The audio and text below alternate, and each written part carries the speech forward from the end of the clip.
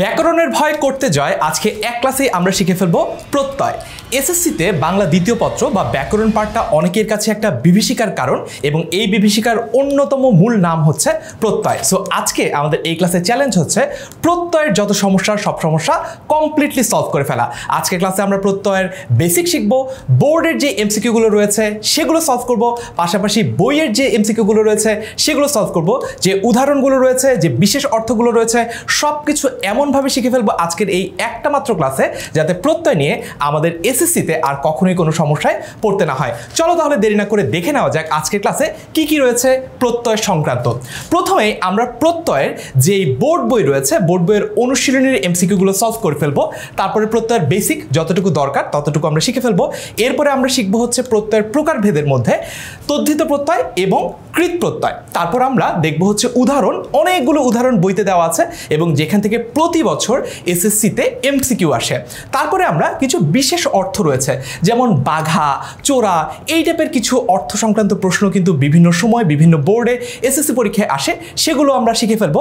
তারপরে আমরা এসএসসিতে বিগত বছরগুলোতে বিভিন্ন বোর্ডে যে এমসিকিউগুলো রয়েছে সেগুলো কিন্তু এক টানে সলভ করে ফেলবো। তাহলে চলো দেরি না করে শুরু করে দেওয়া যাক আমাদের প্রত্যয়ের এই মিশন। প্রথমে আমরা দেখি যে অনুশীলনীতে কোন কোন এমসিকিউগুলো রয়েছে, অর্থাৎ আমাদের বোর্ড বইয়ে কোন কোন এমসিকিউগুলো রয়েছে যেগুলো আমাদের এসএসসি পরীক্ষার জন্য ভীষণ গুরুত্বপূর্ণ। দেখি আমরা একটা জিনিস একটু টেস্ট করে দেখব।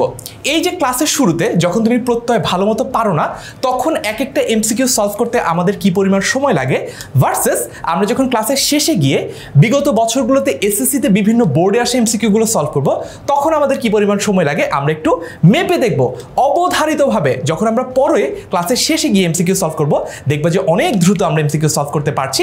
এটাই কিন্তু আমাদের আজকের ক্লাসের main take away. Okay, let's get started. প্রথম প্রশ্ন যেটা বোর্ড বইয়ের অনুশীলনীতে দেওয়া, 1 নম্বর, ধাতুর পরে যেসব প্রত্যয় যুক্ত হয় তাদেরকে কি বলে? এই প্রশ্নটা পড়ার পর প্রথম যেই প্রশ্নটা তোমার মাথায় আসা উচিত সেটা হচ্ছে ধাতু কাকে বলে। ধাতু হচ্ছে ক্রিয়াপদের যে মূল অংশ সেটাকে ধাতু বলে। যেমন ফর এক্সাম্পল পড়া, এটা তো একটা ক্রিয়াপদ, রাইট?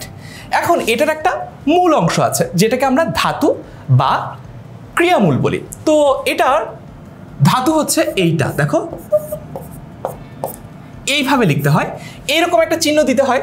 তোমাদের বইতে যদিও দেওয়া নাই তাই আপাতত না শিখলেও চলবে, কিন্তু একটু যখন বড় হবা এইচএসসিতে অ্যাডমিশনে চাকরির পরীক্ষায় তখন কিন্তু এই চিহ্নটা দিতে হবে। এটাকে বলা হয় হচ্ছে করণী চিহ্ন, অনেকে এটাকে ধাতু চিহ্ন বলে, অনেকে ইংরেজির সাথে মিলিয়ে ম্যাথের সাথে মিলিয়ে এটাকে রুট সাইনও বলে। আসলে এটা রুট সাইন না, এটা হচ্ছে করণী, কারণ রুট সাইন এভাবে দেয়, বুঝেছি? আমরা এইটা কিন্তু দিচ্ছি না। ওকে, এখন প্রশ্ন সলভে আসি। ধাতুটা তো চিনলাম, ধাতু হচ্ছে ক্রিয়ার যে মূল অংশ সেটা। এখন ক্রিয়ার যে মূল অংশ সেটার পরে যেসব প্রত্যয় যুক্ত হয় তাদেরকে কি বলে? ধাতুর সাথে যে সকল প্রত্যয় যুক্ত হয় তাদেরকে কি বলে? অপশন দেখি, এ কৃত প্রত্যয়, অপশন বি তদ্ধিত প্রত্যয়, অপশন সি কৃদন্ত শব্দ এবং অপশন ডি তদ্ধিতান্ত পদ। দেখে নেই কোনটা সঠিক উত্তর। এখানে আমাদের সঠিক উত্তর হচ্ছে অপশন এ কৃত প্রত্যয়। কেন? কারণ ধাতু বা ক্রিয়ামূলের সাথে যে প্রত্যয় যুক্ত হয় সেটা তো আলটিমেটলি একটা প্রত্যয়, সেটা তো আসলে কোনো শব্দ বা কোনো পদ না। তাহলে আমার অপশন সি আর অপশন ডি আগেই কিন্তু বাদ, আমার বাকি রয়েছেই কৃত প্রত্যয় আর তদ্ধিত প্রত্যয়। আমরা জানি ক্রিয়া মূলের সাথে বা ধাতুর সাথে যে প্রত্যয়টা যুক্ত হয় তাকে আমরা বলি হচ্ছে কৃত প্রত্যয়, আর ক্রিয়া ছাড়া অন্য যে কোনো শব্দের সাথে যে প্রত্যয়গুলো যুক্ত হয় সেগুলোকে আমরা বলি হচ্ছে তদ্ধিত প্রত্যয়। আমরা সামনে বিস্তারিত আরও দেখব, চিন্তা করার কোনো কারণ নেই। 2 নম্বর প্রশ্নটা দেখি। প্রশ্ন নম্বর 2, তদ্ধিত প্রত্যয় দিয়ে সাধিত শব্দকে কি বলে? তদ্ধিত প্রত্যয় দিয়ে সাধিত শব্দ তার মানে অলরেডি শব্দটা সাধন হয়ে গেছে, তার মানে শব্দটা অলরেডি তৈরি হয়ে গেছে। শব্দ যদি তৈরি হয়ে যায় তাহলে প্রত্যয়, প্রকৃতি এগুলো আসলে হওয়ার আর প্রশ্নই আসে না। কারণ আমরা জানি যে একটা শব্দকে যখন আমি ভাঙি তখন শব্দটা 2টা অংশ পাওয়া যায়। আমি একটু লিখে দেখাই। মনে করো ফর এক্সাম্পল ঘুমানো, যেটা আমাদের অনেকেরই খুব প্রিয় একটা কাজ, ঘুমানো। এখন এটাকে যদি আমি ভাঙি তাহলে আমি পাবো হচ্ছে ঘুম যোগ আনো। এইভাবে করে মনে করো আমি লিখলাম সহজে বোঝার জন্য। তাহলে প্রথম যে অংশটা, এই অংশটাকে বলা হয় হচ্ছে প্রকৃতি, যেটা নিয়ে আজকে আমাদের মূল আলোচনা না। আমাদের মূল আলোচনা হচ্ছে পরের যে অংশটা প্রত্যয়, সেটা নিয়ে। প্রত্যয়, পরের যে অংশটা সেটা নিয়ে, এবং প্রত্যয় হচ্ছে অর্থহীন হয়, প্রত্যয় নিজস্ব কোনো অর্থ থাকে না। দেখো ঘুমের একটা নিজস্ব অর্থ আছে, অর্থাৎ প্রকৃতির শব্দের মূল অংশের একটা নিজস্ব অর্থ আছে, কিন্তু এরপরে যে অংশটা যুক্ত হচ্ছে প্রত্যয়, সেটা নিজস্ব কোনো অর্থ নাই। প্রশ্নে ব্যাক করি, তদ্ধিত প্রত্যয় দিয়ে সাধিত শব্দকে কি বলে? তাহলে প্রত্যয় আর প্রকৃতি তো বলা যাচ্ছে না, প্রত্যয় আর প্রকৃতি বলা যাচ্ছে না, কারণ অলরেডি যদি একটা শব্দ হয়েই যায়, এই যে দেখো এইখানে যেহেতু অলরেডি একটা শব্দ তৈরি হয়েই গেছে, তাহলে এখানে তো আসলে প্রকৃতি আর প্রত্যয় হওয়ার সম্ভাবনা থাকছে না। তাহলে আমরা প্রথম দুইটা অপশন কিন্তু কেটে দিতে পারি, অপশন এ, অপশন বি কেটে দিতে পারি। মৌলিক শব্দ এটা হবে না, কারণ বলেছে সাধিত শব্দ। সাধিত শব্দ মানে কি? মৌলিক শব্দের সাথে কোনো কিছু যুক্ত হয়ে যদি একটা শব্দ তৈরি করে নতুন, তাহলে সেটাকে আমরা সাধিত শব্দ বলি। তার মানে অলরেডি মৌলিক শব্দের যে স্টেজটা সেটাও পার হয়ে গেছে, তার মানে আমাদের মৌলিক শব্দটাও হচ্ছে না, বাকি থাকছে একমাত্র তদ্ধিতান্ত শব্দ, এবং দ্য অ্যান্সার ইজ তদ্ধিতান্ত শব্দ। আশা করি তোমাদের কাছে পুরোপুরি পরিষ্কার, আরও বেশি পরিষ্কার হবে যদি তুমি মনোযোগ দিয়ে ক্লাসের বাকিটুকু অংশ দেখো। পরের প্রশ্ন 3 নম্বর, নিচের কোনটি তদ্ধিতান্ত শব্দের উদাহরণ? এটা খুব সহজে বের করা যায়। আমরা যদি দেখি একটা শব্দ তৈরি হয়েছে মূলত একটা ক্রিয়ামূল থেকে, তাহলে সেটাকে আমরা বলি হচ্ছে কৃদান্ত পদ বা কৃদন্ত শব্দ। আর যদি সেটা না হয়, এছাড়া বাকি সব শব্দই হচ্ছে তদ্ধিতান্ত। আচ্ছা, এখানে তাহলে কি কি আছে? নিচের কোনটি তদ্ধিতান্ত শব্দের উদাহরণ? খেলনা, নাগর, গমন, পড়া। আমরা যদি দেখি কোনটা কোন ক্রিয়া থেকে এসেছে বলে আমাদের কাছে মনে হচ্ছে, খেলনা এসেছে খেলা থেকে, খেল, তাহলে আমাদের এখানে কিন্তু একটা ধাতু আমরা পেয়ে যাচ্ছি খেল, তাহলে এইটা হবে না। নাগর, এটা কি হবে আমরা মনে করো জানি না, এটাকে বাদ রাখলাম, স্কিপ করি, আপাতত পেন্ডিং রাখি। গমন, গমন মানে হচ্ছে কোথাও যাওয়া, এটাও কিন্তু একটা ক্রিয়াপদ। এটা এসেছে কোন প্রকৃত প্রত্যয়ের মাধ্যমে? গম যোগ অন, তো আমরা ধাতু বের করে ফেললাম, এটা গম, গমন থেকে গম। পড়া, এটা তো ক্রিয়া, বোঝাই যাচ্ছে কোনো একটা কাজের নাম, তাহলে এটা হচ্ছে পর যোগ আ, মনে করো পর যোগ আ।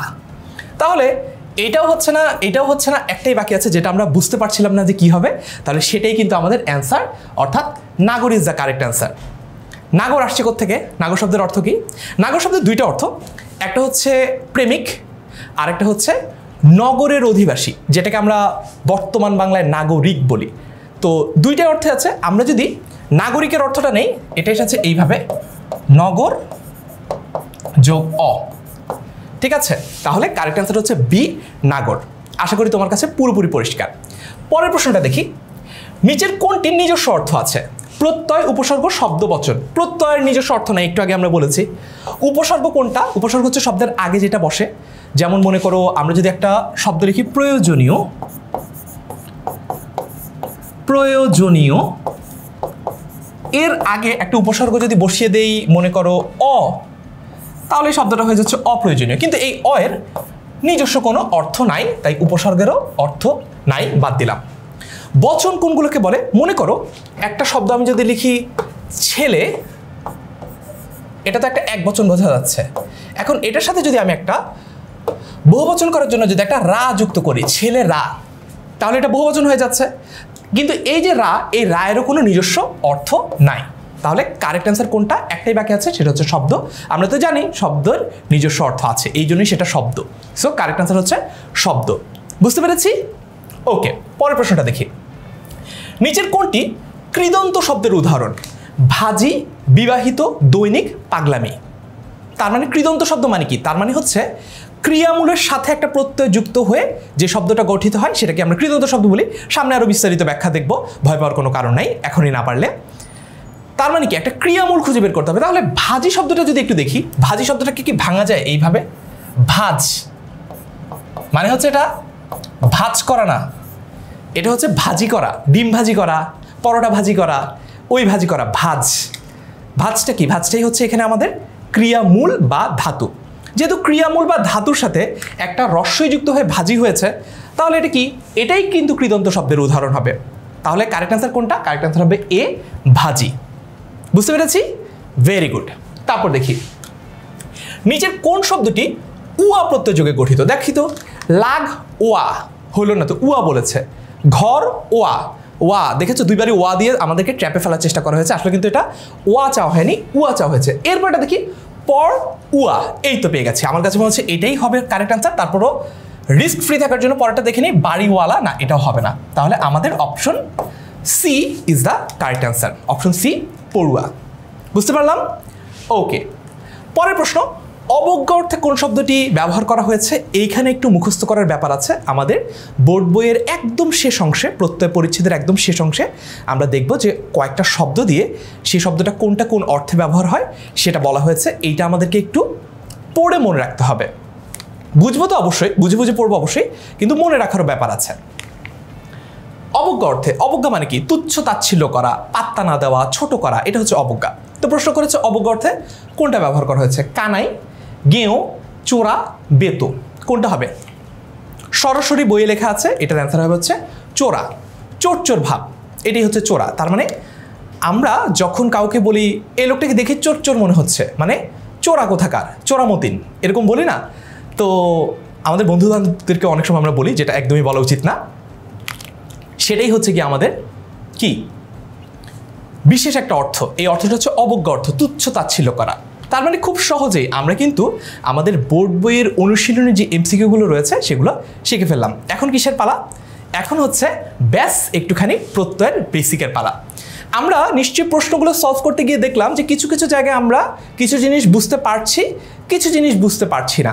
কিছু জিনিস বুঝতে পারছি এই কারণে, কারণ বইটা যেহেতু আমরা বেশ কয়েকবার পড়েছি, আমাদের অলরেডি আইডিয়া আছে। কিছু জিনিস আমরা মুখস্থই হয়তো উত্তর কারেক্ট করে ফেলেছি, আর কিছু জিনিস হয়তো বা বেসিকের ঘাটতির কারণে আমরা বুঝতে পারি না যে উত্তরটা আসলে কী হবে।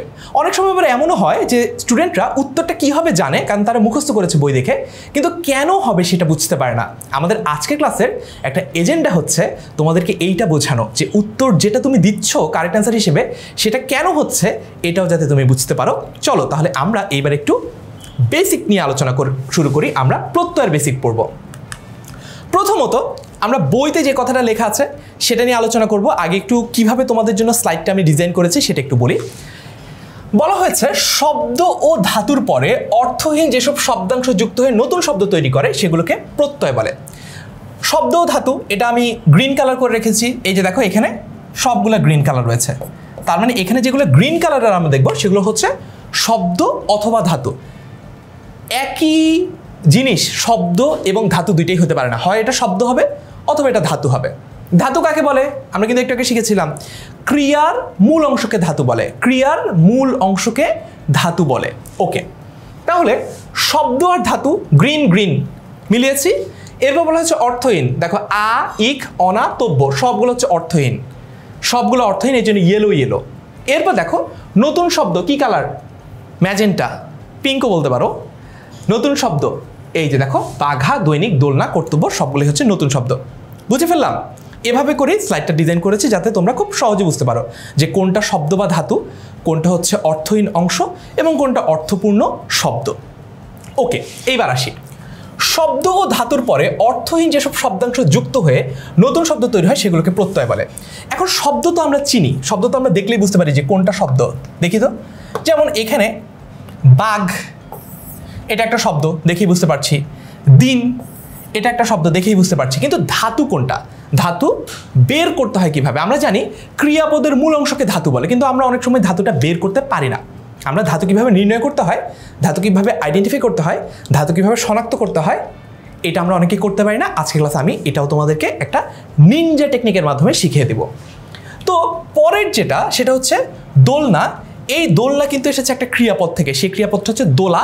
দোলা থেকে দোলার ধাতু বা ক্রিয়া মূল হচ্ছে দুল, সেখান থেকে হয়েছে দোলনা। তো আমাদেরকে একটু আইডেন্টিফাই করতে হবে যে ক্রিয়া মূলটা কিভাবে নির্ণয় করে, ক্রিয়া থেকে ক্রিয়ামূল কিভাবে নির্ণয় করে। একটা ক্রিয়া নিয়ে মনে করো আমরা শুরু করি।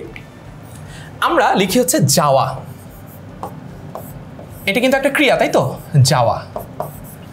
অথবা আমরা লিখি হচ্ছে খাওয়া, খাওয়া, ঠিক আছে? অথবা মনে করো আমরা লিখি হচ্ছে পড়া, আর তোমাদের সবার পছন্দের যে ব্যাপারটা সেটাও লিখে ফেলি, খেলা। লিখে ফেললাম যাওয়া, খাওয়া, পড়া, খেলা, চারটা ক্রিয়াপদ, খুব ক্লিয়ার। এখন এখান থেকে আমরা ধাতু অথবা ক্রিয়ামূল নির্ণয় করবো। ধাতুরই অপর নাম হচ্ছে ক্রিয়ামূল, ক্রিয়ামূলেরই অপর নাম হচ্ছে ধাতু। এটা নিয়ে কনফিউজড আমরা আশা করি হব না। খুব সহজ নিনজা টেকনিক, সেটা হচ্ছে এই ক্রিয়াপদটাকে তুই তোকারি করতে হবে। কি করতে হবে? তুই তোকারি করতে হবে। আমি মনে করো একটা বাক্য যদি বলি যে বাক্যে আমাকে যাওয়া এই ক্রিয়াপদটা ব্যবহার করতে হবে এবং যাকে আমি বলছি তাকে আমি তুই করে কথা বলি, এরকম তুই সম্বোধনে তার সাথে কথা বলি। তাহলে কি আমি বলবো যে তুই যাওয়া, তুই যাব, এভাবে তো বলবো না। আমরা কি বলতে পারি? আমরা বলবো তুই যা। কি বলবো? তুই যা। খাওয়াটাকে কি বলবো তাহলে? তুই খা।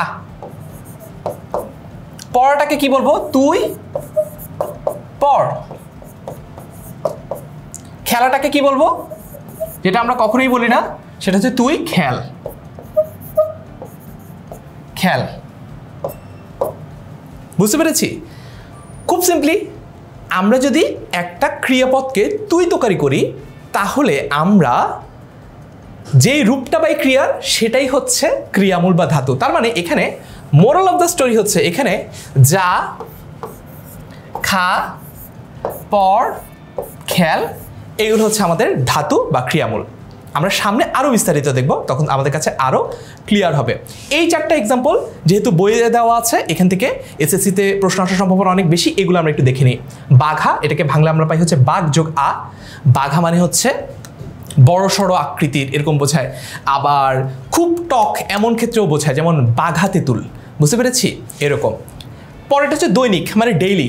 যে নিউজ পেপারগুলো দৈনিক আসে সেগুলোকে আমরা দৈনিক বলি। দিন যোগ ইক, প্রতিদিন। দোলনা তো আমরা চিনি, আমাদের অনেকে স্কুল কলেজে আমরা দোলনায় দুলেছিও। দোলনা কি এভাবে দোলে, তাই না? তো এটা কোন ক্রিয়া থেকে এসেছে? এটা এসেছে দুল থেকে। দুল এই ক্রিয়ামূলটা থেকে এসেছে। এটার ক্রিয়াপদটা হচ্ছে দোলা, সুইং। আর তুই দুল, দেখেছো?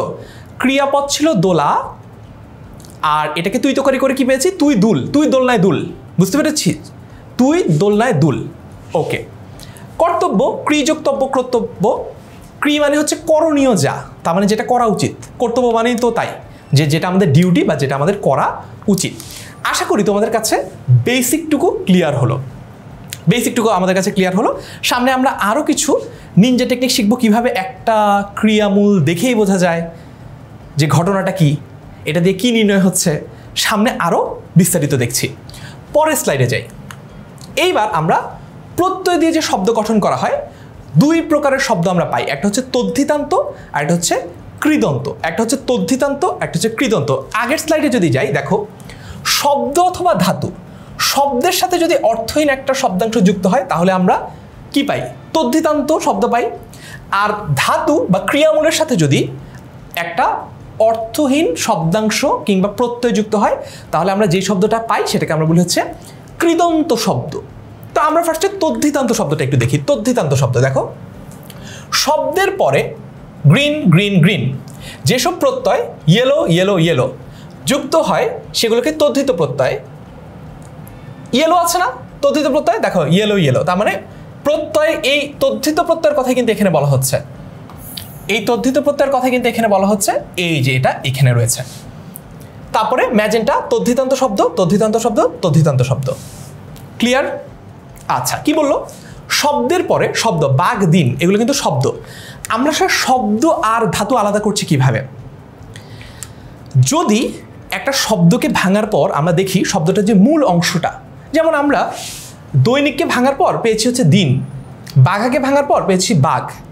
আমরা একটা শব্দকে ভাঙার পর যদি দেখি শব্দের যে মূল অংশটা সেটা কোনো ক্রিয়াপদ সংশ্লিষ্ট না, তার সাথে ক্রিয়ার কোনো সম্পর্ক নাই, তাহলে সেটা হচ্ছে শব্দ। নাম শব্দ বলা হয় অনেক সময়, শব্দ মূলও বলা হয় অনেক সময়। আর যদি সেটার সাথে ক্রিয়াপদের সম্পর্ক থাকে, সেটা যদি ক্রিয়াপদকে উৎপন্ন হতে সাহায্য করে, তাহলে সেটাকে আমরা বলি হচ্ছে ক্রিয়ামূল অথবা ধাতু। ক্রিয়ামূল অথবা ধাতু। তো এইখানে আমরা কি পেয়েছি? শব্দের পরে শব্দ হচ্ছে বাঘ, দিন, যেসব প্রত্যয় যুক্ত হয়, আ ইক যুক্ত হয়েছে, সেগুলোকে তদ্ধিত প্রত্যয় বলে। এই যে তার মানে আ ইক, এগুলো হচ্ছে আমাদের তদ্ধিত প্রত্যয়। এবং একটা শব্দের পরে যদি একটা প্রত্যয় যুক্ত হয়ে নতুন একটা শব্দ গঠন করে সেটাকে হচ্ছে তদ্ধিতান্ত শব্দ বলে। একটা শব্দের পরে যে শব্দটার কিন্তু নিজস্ব অর্থ আছে, যেমন বাঘের নিজস্ব অর্থ আছে, দিনেরও নিজস্ব অর্থ আছে। একটা অর্থপূর্ণ শব্দের পরে একটা অর্থহীন প্রত্যয় যুক্ত হয়। অর্থহীন প্রত্যয় কোনটা? এই যে দেখো আ ইক, এটা হচ্ছে অর্থহীন প্রত্যয়।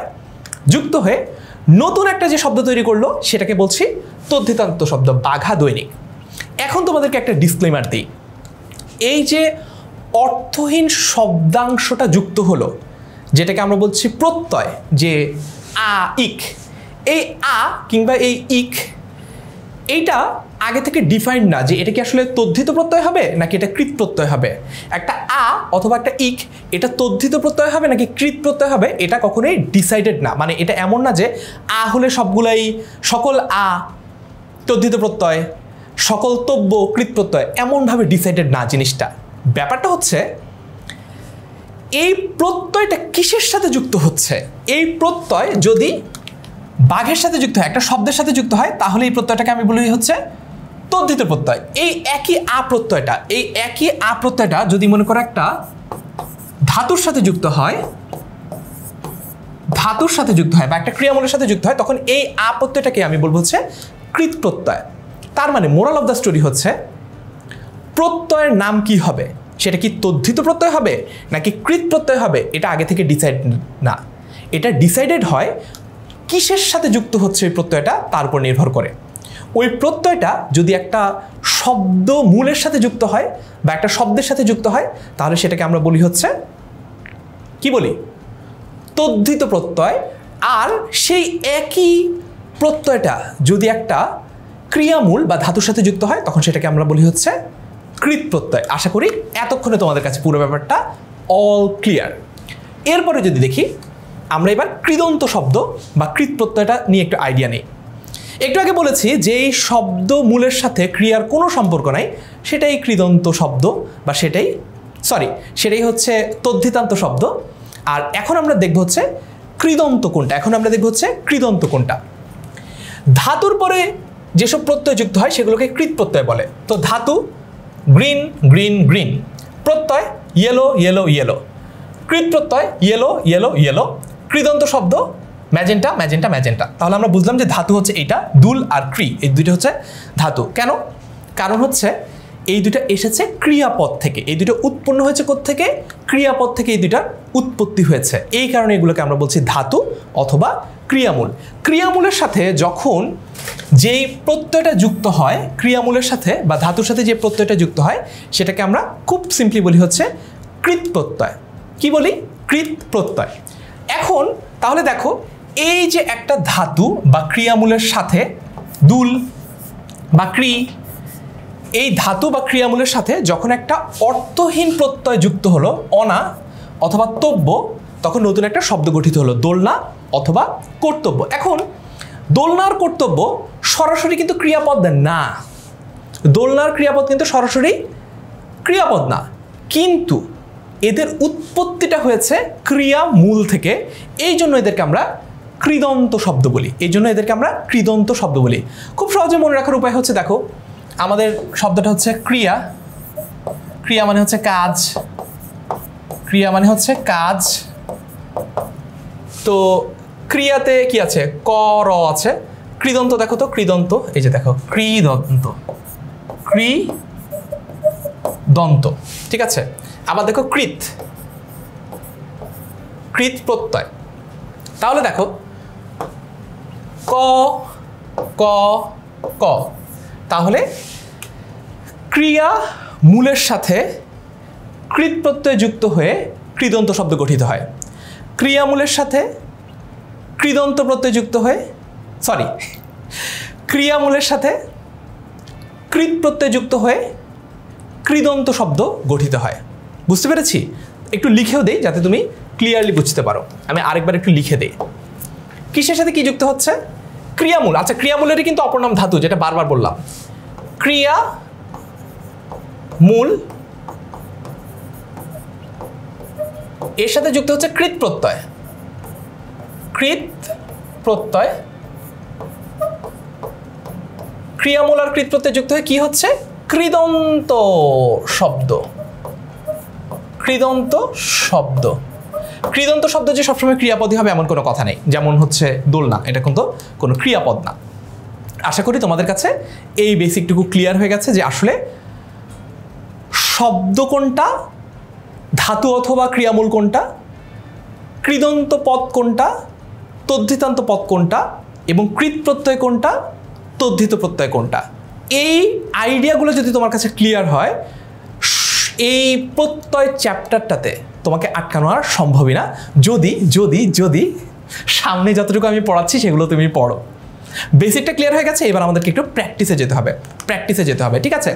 এবার আমরা আমাদের বোর্ড বইয়ের প্রত্যয়ের যত উদাহরণ আছে সবগুলো দেখব, কারণ এখান থেকেই এসএসসি পরীক্ষায় এমসিকিউ আসে।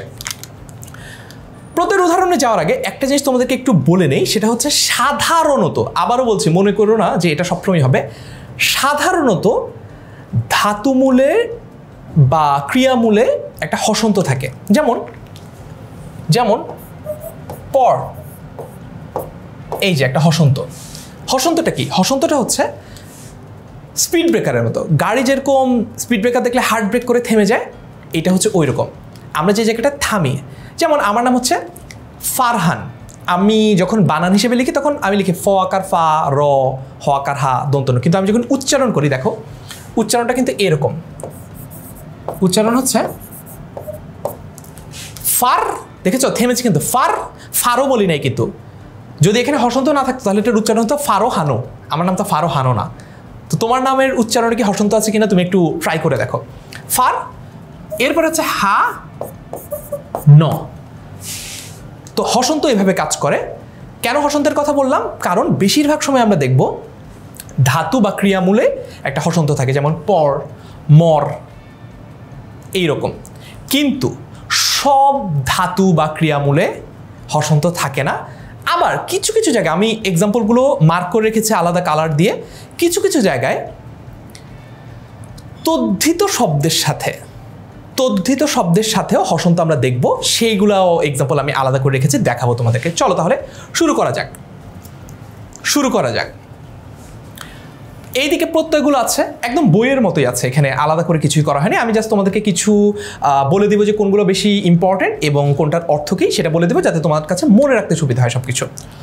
অপ্রত্যয় দিয়ে দুইটা শব্দ আমরা দেখবো, একটা হচ্ছে শিশু যোগ অ, শৈশব, আর একটা হচ্ছে জি যোগ অ, জয়।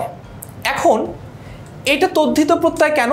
এটা কেন তদ্ধিত হলো? কারণ এই যে শিশুর সাথে ক্রিয়ার কোনো সম্পর্ক নাই, এটা কোনো ক্রিয়ামূল না, এটা কোনো ধাতু না, এই জন্য এটা তদ্ধিত। জিটা কেন কৃত হলো? কারণ হচ্ছে হিন্দিতে যদি আমরা বলি, একটা গান শুনেছ জিলে যারা, তার মানে হচ্ছে জীবনটা জিয়ে নাও, মানে হচ্ছে জীবনটাকে উপভোগ করে নাও। তারপরে আমরা একটা ডায়লগ শুনেছিলাম যে যা সিমরান জিলে আপনি জিন্দেগি, তার মানে জিলে। বাংলায় সরাসরি এটা ব্যবহার না হলে হিন্দিতে এটা অনেক ব্যবহার হয়, মানে হচ্ছে লিভ ইউর লাইফ। জিলে যারা মানে কি? Just live your life. এই যে জি, এটা কিন্তু একটা ক্রিয়ামূল বা এটা একটা ধাতু, এই জন্য এই যে এই জিটা কি হয়েছে? এটা একটা কৃত প্রত্যয়। ক্লিয়ার? তো আমরা দুইটা বুঝলাম, শৈশব বুঝলাম, জয় বুঝলাম।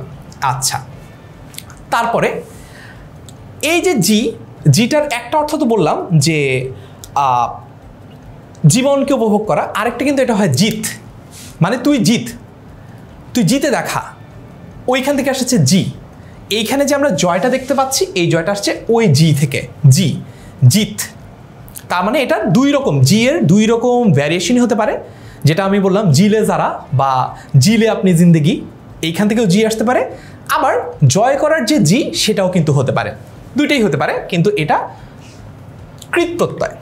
এরপরে যদি দেখি অক প্রত্যয় দিয়ে কি গঠিত হয়েছে? অক প্রত্যয় দিয়ে গঠিত হয়েছে পাঠক আর নিন্দক। পাঠক মানে তো আমরা সবাই জানি, পাঠক মানে হচ্ছে যে পাঠ করে, কোনো কিছু পড়ে, সে হচ্ছে পাঠক। তাহলে পট মানে হচ্ছে পর, শিগগিরই পর, ওইটারই একটা ধাতু হচ্ছে বা ক্রিয়ামূল হচ্ছে পটের সাথে যখন অক প্রত্যয়টা যুক্ত হচ্ছে তখন আমরা পাচ্ছি পাঠক, এবং এই পাঠকটা একটা কৃত প্রত্যয়। এই পাঠকটা কি? এই পাঠকটা একটা কৃত প্রত্যয়। এখন যেটা আমরা হয়তোবা অনেকেই পরিচিত না যে শব্দটা, সেটা হচ্ছে নিন্দক। নিন্দক মানে হচ্ছে নিন্দা করে, যে সমালোচনাকারী, ক্রিটিক। নিন্দ তার মানে তুমি কারো সমালোচনা করো, নিন্দ। এই যে নিন্দ মানে কি? সমালোচনা করো বা করা। তাহলে এটা একটা ক্রিয়ামূল বা এটা একটা ধাতু, এই যে নিন্দ। আমি আরেকটা কথা তোমাদেরকে বলেছিলাম, সেটা হচ্ছে যে বেশিরভাগ সময় তোমরা দেখবা যে একটা হসন্ত আছে, কৃত প্রত্যয়ের সাথে বেশিরভাগ সময় দেখবা যে একটা হসন্ত আছে। দেখো কৃত প্রত্যয়, এই যে দেখো পট হসন্ত, নিন্দ হসন্ত, দুই জায়গায় কিন্তু হসন্ত আছে। তারপর যদি দেখি এরপর আমরা দেখব হচ্ছে অট প্রত্যয় দিয়ে কিভাবে শব্দ গঠিত হয়। অট, দাপ যোগ অট, কপ যোগ অট, তো দাপট আর কপট। আমরা যদি দেখি দাপটটা হচ্ছে তদ্ধিত, কিন্তু কপটটা এখানে একটা হসন্ত আছে, কপটটা হচ্ছে কি আমাদের কৃত। কপটতা করা, এটারই ধাতু বা ক্রিয়ামূল হচ্ছে কপ। ক্লিয়ার? যখন শব্দটা গঠিত হচ্ছে একটা ক্রিয়ামূল থেকে বা ধাতু থেকে, তখনই সেই প্রত্যয়টাকে আমরা বলি হচ্ছে কৃত প্রত্যয়, আর সেই শব্দটাকে আমরা বলি হচ্ছে কৃদন্ত শব্দ। কৃদন্ত শব্দ সবসময় ক্রিয়াপদই হবে এমন কোনো কথা কিন্তু নাই। আচ্ছা, যেমন কপট যদি আমরা দেখি, কপট কিন্তু কোনো ক্রিয়া না। তারপরে অনা, খেলনা আর দোলনা। খেল, খেল এটা একটা ধাতু, দুল এটা একটা ধাতু, এটার সাথে অনা প্রত্যয় যুক্ত হয়েছে দুটার সাথেই, তাহলে হয়েছে দোলনা আর খেলনা, দুইটাই হচ্ছে কৃত প্রত্যয়। আশা করি তোমরা এবার ধরতে পেরেছো যে কিভাবে কৃত প্রত্যয় এর মাধ্যমে কৃদন্ত শব্দ গঠিত হয়, কিভাবে তদ্ধিত প্রত্যয়ের মাধ্যমে তদ্ধিতান্ত শব্দ গঠিত হয়। পরের স্লাইডে যাই। অনিয় প্রত্যয় দিয়ে গঠিত হওয়া শব্দ হচ্ছে, এই যে অনিয় প্রত্যয় দিয়ে গঠিত শব্দ হচ্ছে মান যোগ অনিয় মানীয়, দৃশ যোগ অনিয় দর্শনীয়। দুইটাই আমরা একটু দেখে নিই। দুইটাই কিন্তু কৃত প্রত্যয়, কারণ হচ্ছে মান, তুই ওকে মান, মান্য করা থেকে মান আসছে। দৃশ, আমরা একটা হিন্দি ফিল্ম মনে হয় দেখেছি দৃশ্যম, তো ওই যে দৃশ মানে হচ্ছে কোনো কিছু দেখা, কোনো কিছু দেখানো, দর্শন করা, দর্শন করানো, ওইখান থেকে এসেছে দৃশ। তাহলে দৃশ যোগ অনিয় দর্শনীয়, তাহলে মাননীয় দর্শনীয় দুইটাই কিন্তু কৃত প্রত্যয়, দুইটাই কৃত প্রত্যয়ের মাধ্যমে গঠিত হয়েছে। তার মানে এখানে এই যে অনিয় এটা হচ্ছে একটা কৃত প্রত্যয়, এই যে অনিয় এটা হচ্ছে একটা কৃত প্রত্যয়।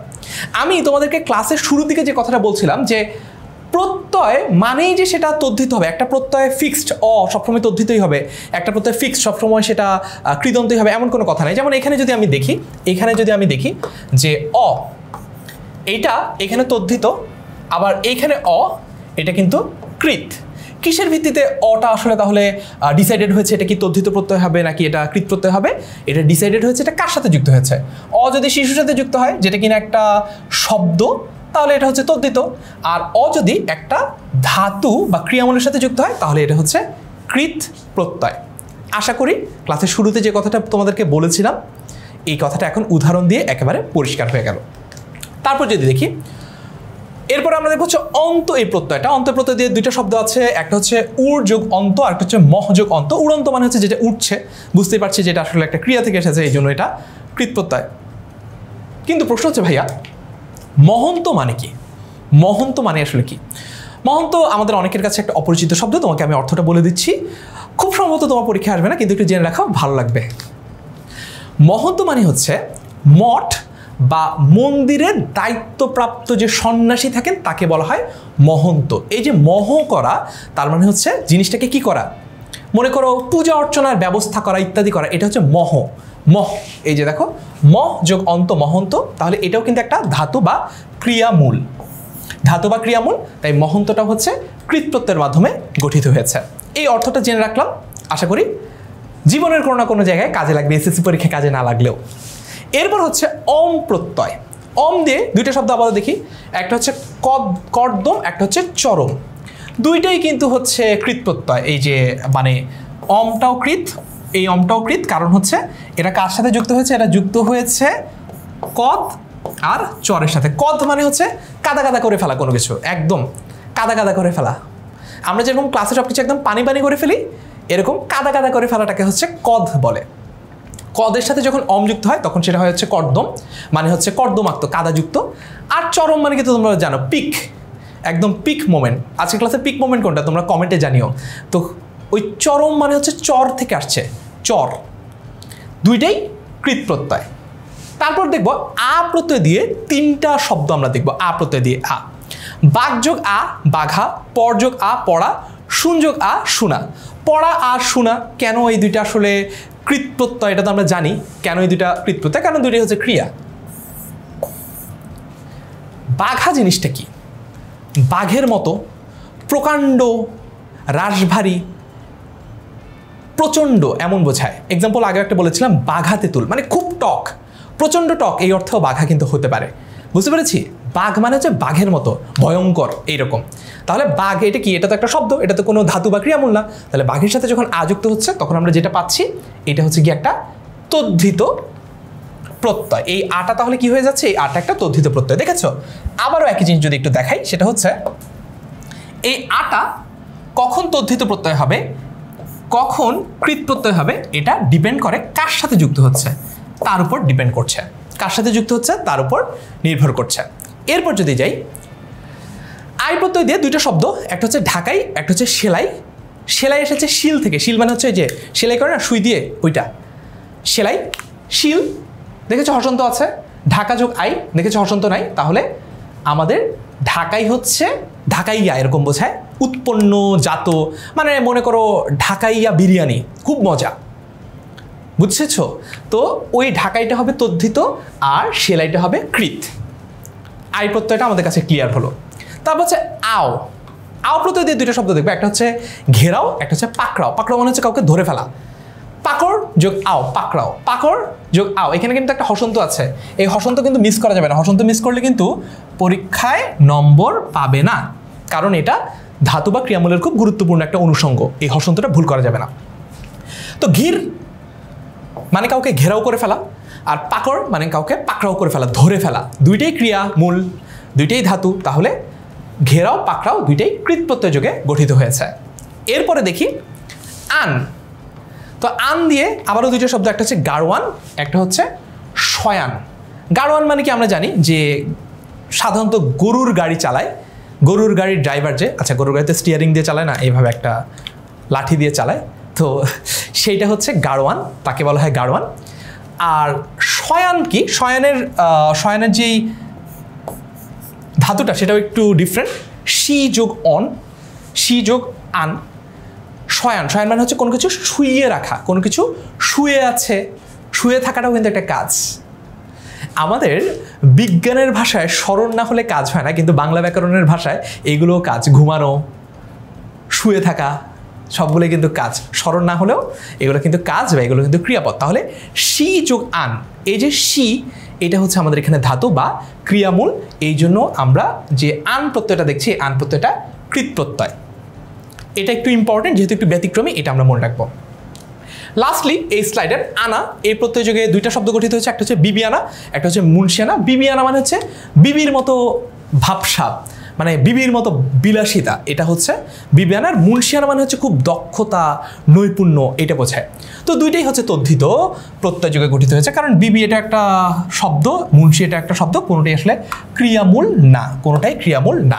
এই জন্য আশা করি এই স্লাইডের দেখানো সবগুলো প্রত্যয় তোমার কাছে পরিষ্কার। পরবর্তী স্লাইড। এরপরে আমরা দেখব হচ্ছে আনি, বাবুয়ানি, শুনানি। বাবুয়ানি মানে কি? ওই যে বিবিয়ানির মতো, বিবি আনার মতো। বাবুয়ানি হচ্ছে বাবুর মতো ভাবসাব, লাক্সারিয়াস লাইফ লিড করা, মানে হচ্ছে বাবুর মতো বিলাসী ভাবচক্কর, এটি হচ্ছে বাবুয়ানি। তো বাবু এটা তো আসলে একটা শব্দ, এটা তো কোনো ধাতু না, ক্রিয়ামূল না, তাই এটা তদ্ধিত। শুনানি, আচ্ছা শুনানি জিনিসটা কি?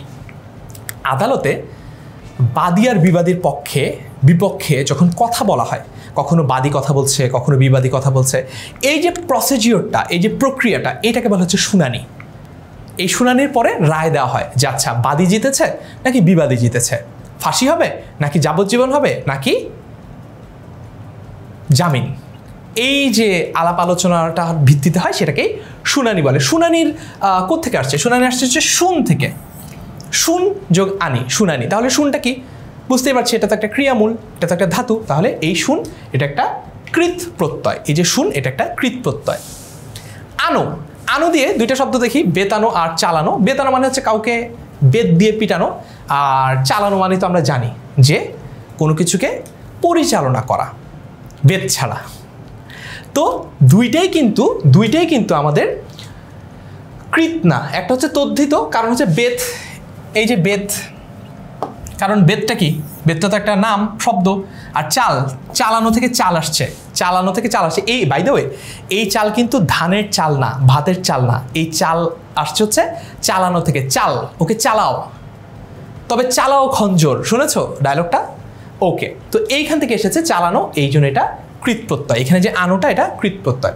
তারপর আমরা দেখবো হচ্ছে আমি প্রত্যয়, পাগলামি আর ছেলেমি। পাগলামি মানে হচ্ছে পাগলের মতো আচরণ করা, ছেলেমি মানে হচ্ছে ছেলে মানুষই করা, চাইল্ডিশ হওয়া। তো দুইটাই হচ্ছে আমাদের তদ্ধিত। কারণ পাগল এটাও একটা শব্দ, ছেলে এটাও একটা শব্দ, এটা ক্রিয়ামূল না, এই জন্য। আরি দিয়ে দুইটা শব্দ আমরা দেখবো, আরি এর প্রত্যয়টা দিয়ে, একটা হচ্ছে ভিখারি আর একটা হচ্ছে ধুনারি। ভিখারি মানে আমরা জানি ভিক্ষুক, আর এই যে ধুনারি মানে কি? ধুনারি মানে হচ্ছে আমরা অনেকেই হয়তো বা দেখেছি লেপ তোষক যারা বানান তাদেরকে বলা হয়, এই পেশাটার নাম হচ্ছে ধুনারি। এটাও হয়তো বা আমাদের অনেকের কাছে একটা অপরিচিত শব্দ, এটাও আমরা পরবর্তীতে আশা করি শিখে নিলে কাজে লাগাতে পারবো। ধুনারি একটা পেশার নাম, যারা লেপ তোষক সেলাই করেন বা তৈরি করেন তাদেরকে বলা হয় ধুনারি। তো এই যে ধুন যোগ আরি, ভিক যোগ আরি, এইখানে কিন্তু এই আরি প্রত্যয় যোগে আমরা পেলাম কিভাবে শব্দ গঠিত হয়েছে। এরপরে দেখি, তারপর আমরা দেখবো দুইটা শব্দ আরু প্রত্যয় দিয়ে, বোমারু আর খোঁজারু। বোমারু মানে কি? যে বোম মারতে সক্ষম এরকম। খোঁজারু মানে হচ্ছে যে খুঁজতে সক্ষম, খুঁজে বের করতে পারে এরকম। ফর এক্সাম্পল ডগ স্কোয়াডে যে সকল কুকুর থাকে ওগুলোকে আমরা খোঁজারু কুকুর বলতে পারি, তারা কোনো কিছু খুঁজে বের করতে খুবই দক্ষ। তো এই যে বোমা, এটা একটা শব্দ, এটা কোনো ধাতু বা ক্রিয়ামূল না, এই জন্য আরুটা এখানে কি হয়েছে? তদ্ধিত প্রত্যয় হয়েছে। আর খোঁজারু, খোঁজ, এটা তো একটা বোঝাই যাচ্ছে ক্রিয়ামূল, একটা ক্রিয়া থেকে এসেছে, তাই এই খোঁজটা হচ্ছে, এই আরুটা হচ্ছে এখানে আমাদের কৃত প্রত্যয়। তারপরে আল দিয়ে দুইটা শব্দ আমরা দেখবো, একটা হচ্ছে ঘাটাল আর একটা হচ্ছে মাতাল। মাত মানে হচ্ছে তুই একদম মেতে ওঠ জীবনের উৎসবে। এই যে মাতলামি খারাপ শব্দ, কিন্তু মাত এটার মানে হচ্ছে মেতে ওঠা থেকে মাত এসেছে। তাহলে এই মাতটা কি হবে? এই মাতটা তাহলে হবে হচ্ছে একটা ধাতু, এই কারণে এই আলটা হচ্ছে একটা কৃত প্রত্যয়। জমকালো আর রসালো, এটা আমরা জানি, জমকালো মানে হচ্ছে খুব হাইফাই গ্র্যান্ড কোনো কিছু করা, আর রসালো মানে হচ্ছে খুব রসযুক্ত। মনে করো আম হতে পারে, আর রসগোল্লা হতে পারে, বুঝেছি? তাহলে জমকালো রসালো হচ্ছে দুইটাই তদ্ধিত প্রত্যয়, কারণ এখানে জমকার রস কোনোটাই ধাতু বা ক্রিয়ামূল না।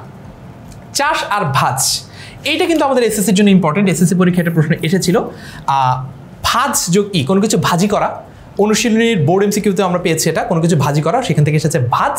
তো এটার সাথে ই যুক্ত হলে আমরা পাই হচ্ছে ভাজি। এই কারণে ভাজটা যেহেতু একটা ধাতু বা ক্রিয়ামূল, এই জন্য ই প্রত্যয়টা এখানে একটা কৃত প্রত্যয়। চাষ করা, এটা যেহেতু কোনো ক্রিয়া থেকে আসে নাই, এই জন্য এটা হচ্ছে চাষ যোগ ই, চাষি, তদ্ধিত প্রত্যয়। ই প্রত্যয়টা এখানে হচ্ছে তদ্ধিত প্রত্যয়। ক্লিয়ার? ওকে, তারপর যদি দেখি, ইক প্রত্যয় দিয়ে গঠিত হয়েছে দৈনিক আর চারিত্রিক। দিন এটা একটা শব্দ, এটা কোনো ক্রিয়া না।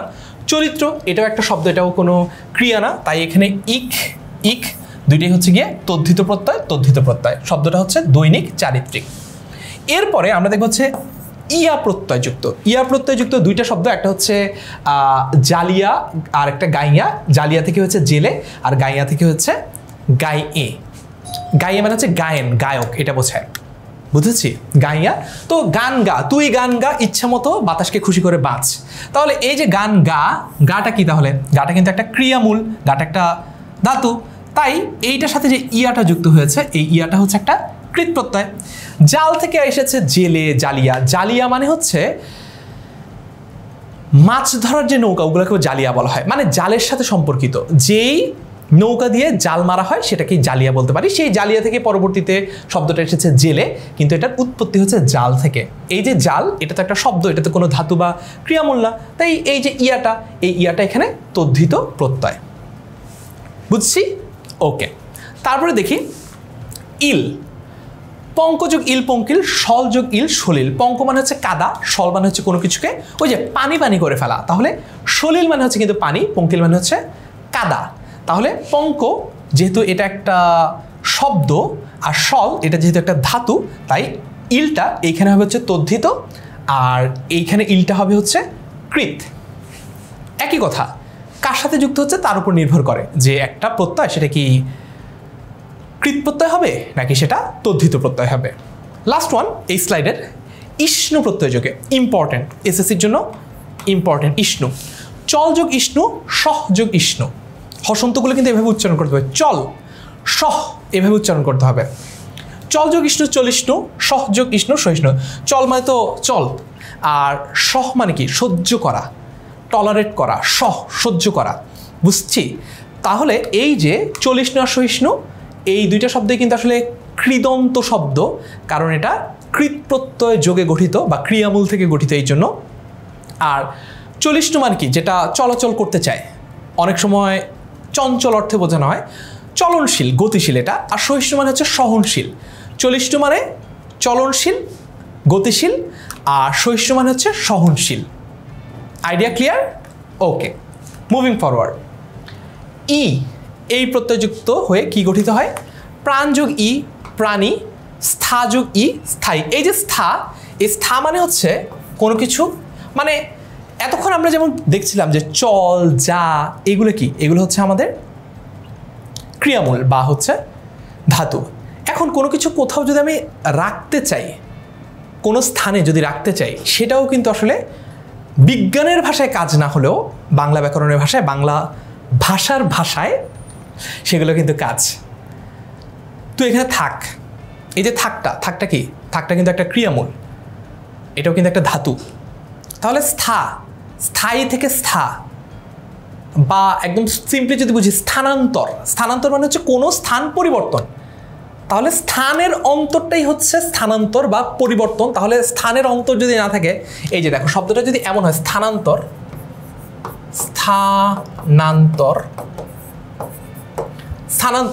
তাহলে হচ্ছে স্থানের পরিবর্তন। এখন এইটা থেকে যদি আমি স্থানান্তর না করি, শুধু যদি স্থা লিখি, তাহলে কি? তাহলে হচ্ছে স্থায়ী, মানে এখানেই থাকা, স্থায়ী এখানেই থাকা। তাহলে এই যে স্থা, এটা কিন্তু একটা কৃত প্রত্যয় গঠিত হতে যাওয়া শব্দের মূল বা ক্রিয়ামূল কিংবা ধাতু। ওকে, তারপর দেখো ই প্রত্যয় যোগে দুইটা গঠিত হয়েছে, একটা হচ্ছে নরযোগ ই নারী, একটা হচ্ছে ছাত্রযোগ ই ছাত্রী। দুইটাই তদ্ধিত, কারণ নর এটাও কোনো ধাতু না, ছাত্র এটাও কোনো ধাতু না, এই জন্য। ইন প্রত্যয়যুক্ত গঠিত হয়েছে গ্রামীণ আর সর্বজনীন। গ্রামীণ মানে হচ্ছে যে গ্রাম সম্পর্কিত, গ্রামীণ ব্যাংক হতে পারে, গ্রামীণ ফোন হতে পারে, এইরকম।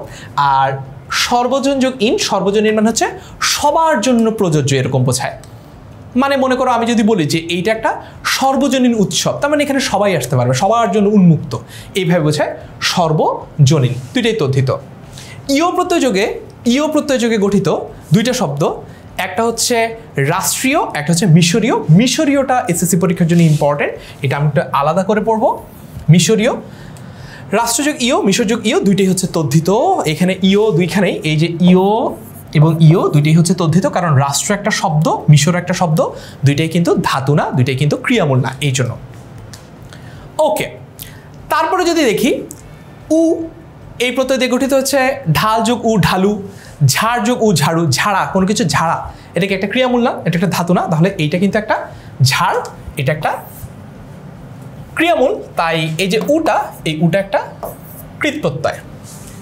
উক প্রত্যয় দিয়ে গঠিত হয়েছে পেট যোগ উক, মিশ যোগ উক। দেখো পেট, বেলি, এই যে এটা তো একটা শব্দ, এটা তো কোনো ক্রিয়ামূল না, এই জন্য এইখানে যে উকটা, এই উকটা হচ্ছে তদ্ধিত প্রত্যয়।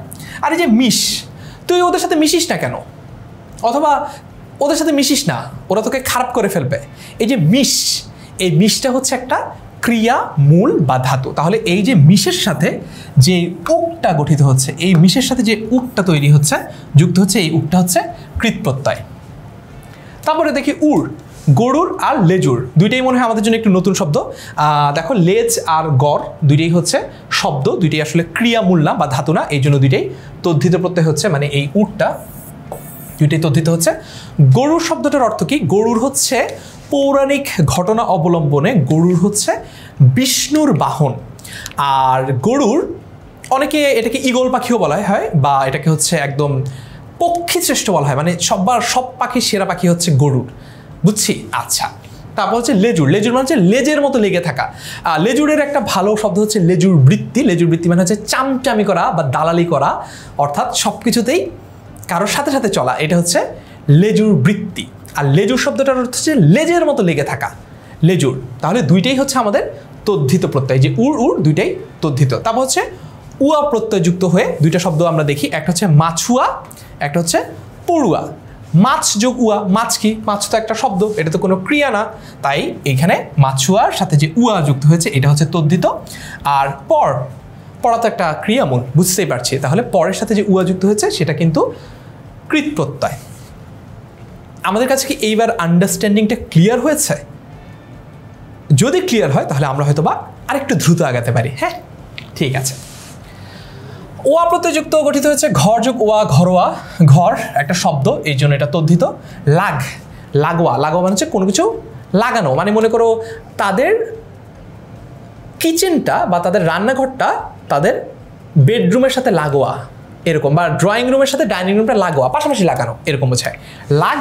এটা কি? এটা হচ্ছে আমাদের একটা ক্রিয়ামূল, এই জন্য ওয়াটা এখানে একটা কৃত প্রত্যয়। ওয়ালা দিয়ে হয় বাড়িওয়ালা, রিক্সাওয়ালা, দুইটাই তদ্ধিত প্রত্যয়, কারণ বাড়ি এবং রিক্সা দুইটাই হচ্ছে শব্দ, ক্রিয়া না, মূল না, ধাতু না, এই জন্য এগুলো হচ্ছে তদ্ধিত। ফলা যোগ ক ফলক, চর যোগ ক চড়ক। তো ফলক আর চড়ক মানে কি? আচ্ছা, চড়ক মানে কি? ফলক মানে আমরা অনেকেই জানি, ফলক মানে হচ্ছে পাত বোঝায়, পাত মানে মনে করো লোহার পাত, লোহার ফলক, এরকম। রেল লাইনের উপর যে রেল লাইন যে বানানো হয় না, রেল গাড়ি চলার জন্য যে ট্র্যাকটা, সেটা কিন্তু লোহার ফলক বসিয়ে বানানো হয়, ওটাকে বলা হয় লোহার পাত বা ফলক। এখন প্রশ্ন হচ্ছে যে ভাইয়া এই চড়ক মানে কি? চক্ষু চড়ক গাছ তো শুনেছি, চড়ক মানে কি? চড়ক মানে হচ্ছে চৈত্র সংক্রান্তিতে যে উৎসবটা করা হয়, মানে চৈত্র মাস শেষ এই উপলক্ষে যে উৎসবটা করা হয়, সেই উৎসব করার প্রক্রিয়াকে বলা হয় হচ্ছে চড়ক। তাহলে চর এটা কি? এটা কিন্তু এই যে চর মারা না, এটা কিন্তু থাপ্পড় দেওয়া না, এটা হচ্ছে ওই উৎসবের চর, উৎসবটা করা, ওই আয়োজনটা করা, ওইটার ক্রিয়ামূলটা হচ্ছে চর। তাহলে এই যে চরের সাথে যে কটা যুক্ত হচ্ছে, এই কটা হচ্ছে কৃত প্রত্যয়। এই স্লাইডের লাস্ট দুইটা শব্দ হচ্ছে কর, এই প্রত্যয়টা নিয়ে। বাজিকর, যে জাদু করে, হারনে জিতনে ওয়ালাকেই বাজিকর कहता है, শুনেছি। তো বাজিকর মানে কি? যে জাদুকর, এইটা। আর কারিকর মানে কি? কারিকর কিন্তু এটা কারিগর না, কারিকর। কারিকর মানে হচ্ছে যারা কারুশিল্পী, বস্ত্রশিল্পী, যারা মানে কারু, শুনেছে, কারুপণ্য, দেশি যে কুটির শিল্প নিয়ে যারা কাজ করে তাদেরকে বলা হচ্ছে কারিকর। তাহলে দুইটাই কিন্তু তদ্ধিত প্রত্যয়, কারণ এখানে বাজি এটা একটা শব্দ, কারি এটা একটা শব্দ, দুইটাই হচ্ছে যেহেতু ধাতু না, তাই করটা এইখানে তদ্ধিত প্রত্যয়। এরপরে দেখব খানা, রা ত তব্য। খানা, ছাপাযোগ খানা, ছাপাখানা, ডাক্তারযোগ খানা, ডাক্তারখানা। আচ্ছা, এইবার একটু দ্রুত আগানোর জন্য আমরা শুধুমাত্র যেগুলো কৃত প্রত্যয়, সেগুলো কোন ক্রিয়া থেকে উৎপন্ন হয়েছে, সেগুলো কোন ক্রিয়ামূল থেকে এসেছে, কোন ধাতু থেকে এসেছে, সেগুলো নিয়ে একটু আলোচনা করি। ছাপাখানা, ডাক্তারখানা। আচ্ছা, গাছরা বলতে বুনো গাছ, বুনো ছোট গাছ বোঝায়। গাছরা বলতে অনেক সময় আগাছাও বোঝায়। গাছরা, চামড়া, সবগুলো তদ্ধিত। মুক্ত করে দেওয়া, এইখান থেকে এসেছে মুচ, সংস্কৃত মুচ। এইটা আমাদের এসএসসির জন্য গুরুত্বপূর্ণ, কারণ এটা একটু ব্যতিক্রম। মুচ যুক্ত মুক্ত, এটা হচ্ছে একটা কৃত প্রত্যয়। জ্ঞাত, জ্ঞান থেকে এসেছে জ্ঞা, মানে জ্ঞান অর্জন করা বা জ্ঞান কাউকে দেওয়া, নিজে জানা। এই যে জ্ঞান থেকে এসেছে জ্ঞা, এই জ্ঞাটাও কিন্তু একটা ধাতু বা ক্রিয়ামূল, এই জন্য জ্ঞাটা সাথে যে তটা যুক্ত হয়েছে, এই তটা হচ্ছে একটা কৃত প্রত্যয়। লাস্টলি ক্রিযোক্তব্য আর দাযোক্তব্য। দাতব্য মানে কি? দাতব্য মানে হচ্ছে দান করা, কর্তব্য মনে করা, এটা হচ্ছে দাতব্য। দাতব্য বলতে চ্যারিটি বোঝায়, অনেক কিছু দান করে দেওয়া বোঝায়, কাউকে কিছু দিয়ে দেওয়া বোঝায়। দাতব্য প্রতিষ্ঠান, দাতব্য চিকিৎসালয়, এরকম বলে আর কি। আর কর্তব্য মানে কি? একদম শুরুতেই পড়েছি, কর্তব্য মানে হচ্ছে যেটা করণীয়, করা উচিত, এরকম। তো এইখানে দা এসেছে দান থেকে, এই যে দা, এটা এসেছে দানের ক্রিয়ামূল হিসেবে বা দানের ধাতু হিসেবে, দান করা। আর ক্রিয়া মানে হচ্ছে করণীয়, যেটা করা উচিত। দুইটাই কিন্তু ক্রিয়ামূল বা ধাতু, এই জন্য এই যে তব্যটা যুক্ত হচ্ছে, তব্যটা এখানে কৃত প্রত্যয়। তারপর যদি দেখি তম, ৮০তম, দীর্ঘতম, এমনতর, অশ্বতর মানে কি? অশ্বতর মানে হচ্ছে অশ্বের চেয়ে ইতর, এরকম বোঝায়। অশ্ব হচ্ছে ঘোড়া আর গাধা, এটার মেটিংয়ের ফলে যে নতুন একটা প্রাণী উৎপন্ন হয়, যেটাকে বাংলায় বলে হচ্ছে খচ্চর, সেইটাকে বলা হচ্ছে অশ্বতর, বুঝছি। তো আমাদের এই প্রত্যয়টা যেহেতু এমন একটা শব্দের সাথে যুক্ত হয়েছে, অশ্ব একটা শব্দের সাথে যুক্ত হয়েছে, নাম শব্দের সাথে যুক্ত হয়েছে, এই জন্য দুইটাই এই তর দুইটাই হচ্ছে তদ্ধিত প্রত্যয়, দুইটাই এখানে তদ্ধিত প্রত্যয়। শত্রুতা, বহতা। বহতা মানে কি? বহতা মানে হচ্ছে প্রবহমান, প্রবাহমান না কিন্তু প্রবহমান, যেটা বয়ে চলছে সেটাই হচ্ছে প্রবহমান। এখানে বহ এটা মানে কি? বহ মানে বয়ে চল। এই বহ তাহলে হচ্ছে আমাদের একটা কি, যেহেতু ধাতু তাই এই তাটা এখানে কৃত প্রত্যয়। তারপর তি, চাকতি কাটতি। চাকতি মানে হচ্ছে গোল কোনো কিছু একটা চাকতি। ফ্রিজবি খেলেছি আমরা অনেক সময়, যে এভাবে মারলে বুমেরাং, এই যে এভাবে মারলে আবার ফেরত আসে, ওইটা কিন্তু একটা চাকতি। আর কাটতি মানে কি? কোনো কিছু বিক্রির পরিমাণ, এটাকে হচ্ছে কাটতি বলে। তো এই যে চাক, চার কোনা না আসলে গোল, এইখান থেকে এসেছে চাকতি তদ্ধিত। আর কাট, কাট মানে হচ্ছে এই কাটতি মানে কিন্তু ওই যে কাটা কাটা কাটা পিস পিস করা এরকম না, এই কাটতি মানে হচ্ছে কোনো কিছু বিক্রির পরিমাণ, এটাকে বোঝায় কাট। তাহলে এখানে চাকটা যেহেতু কোনো ধাতু না, তাই এই চাকতিটা গঠিত হয়েছে একটা তদ্ধিত প্রত্যয় যুক্ত হয়, মানে এই তিটা একটা তাহলে তদ্ধিত প্রত্যয়। আর কাটতিটা যেহেতু একটা ধাতু, এই জন্য এই তিটা কি, এই তিটা হচ্ছে কৃত প্রত্যয়। আবারও একই কথা, একটা প্রত্যয় কি কৃত প্রত্যয় হবে নাকি তদ্ধিত প্রত্যয় হবে, এটা নির্ভর করে সে কার সাথে যুক্ত হচ্ছে এটার উপর। তারপরে দেখি এরপরে কিছু ভিন্ন কালারের শব্দ, উপসর্গ ইত্যাদি আমরা দেখতে পাচ্ছি। এটার কারণ হচ্ছে, আমি তোমাদেরকে শুরুতে একটা কথা বলেছিলাম, একটা নিনজা টেকনিক শিখেছিলাম, যেটা কিনা সবসময় কাজ করে না। সেটা হচ্ছে দেখবা বেশিরভাগ সময় হসন্ত দেওয়া থাকে। কোথায়? ধাতুর সাথে বা ক্রিয়ামূলের সাথে বেশিরভাগ সময় হসন্ত দেওয়া থাকবে। আর এটা দেখে অনেক সময় আমরা আইডেন্টিফাই করতে পারি যে আচ্ছা এইটা হচ্ছে গিয়ে তাহলে একটা ধাতু বা ক্রিয়ামূল। আর বেশিরভাগ সময় শব্দের সাথে, নাম শব্দের সাথে হসন্ত থাকে না। কিন্তু এইখানে একটু ব্যতিক্রম দেখবো আমরা। দেখো ফার্স্টে এটা দেখে নিই, ত বফলা। কবিযোগ ত, কবিত্ব, সতীযোগ ত সতীত্ব। কবিত্ব সতীত্ব দুইটাই হচ্ছে তদ্ধিত প্রত্যয় যুক্ত হয়ে গঠিত হয়েছে।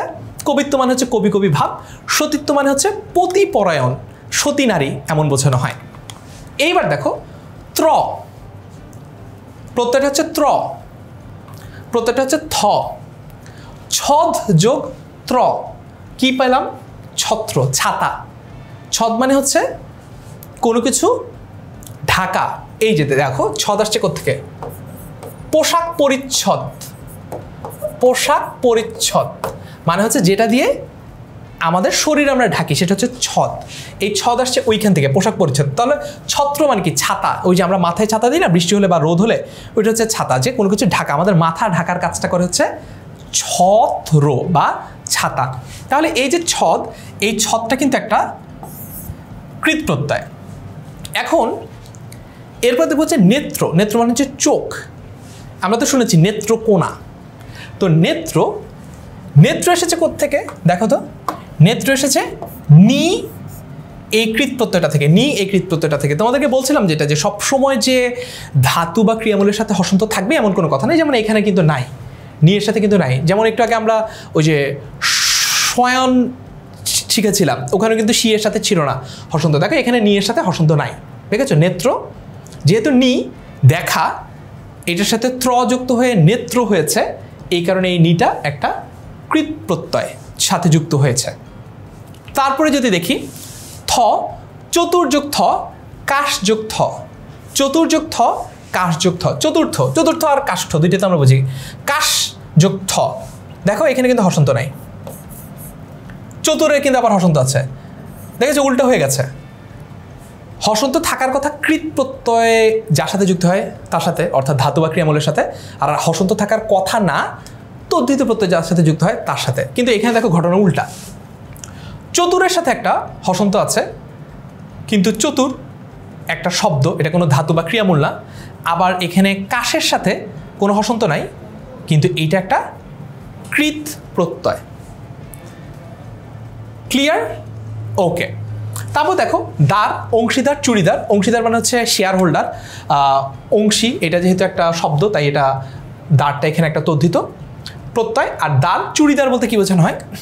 চুড়ির মতো কোচকানো এমন বোঝানো হয়। যেমন মনে করো চুড়িদার পায়জামা, যেটা নিচের দিকে কোচকানো থাকে চুড়ির মতো, সেটাকে চুড়িদার বলা হয়। বুঝলাম। এবার দেখো না প্রত্যয়, রাধ যোগ না, কাঁধ যোগ না, বোঝাই যাচ্ছে যে রাত এটা একটা ক্রিয়া থেকে এসেছে, কাঁধ এটাও একটা ক্রিয়া থেকে এসেছে। তাহলে এইখানে আমাদের যে নাটা আছে, এই যে নাটা আছে, এই নাটা কি হবে তাহলে? এই নাটা হবে কৃত প্রত্যয়, কৃত প্রত্যয়।